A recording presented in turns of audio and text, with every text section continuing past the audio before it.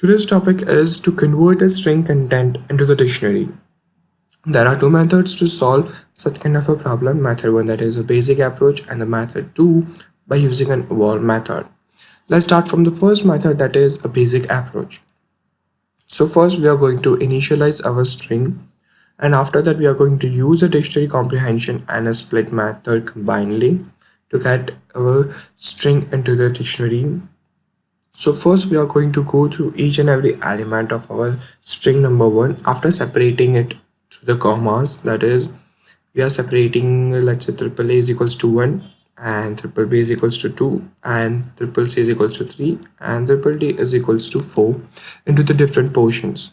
And we are going to go through each and every element of that respectively. And after splitting them, we are again splitting them through the equal to symbol, that is after the equal to and the before the equal to. The after the equal to portions, they get described as an integer, and before the equal to they get as a key.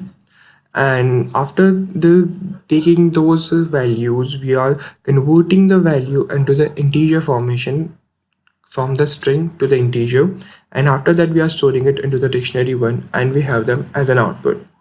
So as you can see it over here, our triple A tends to be the string and 1 to be the integer, and then the so on.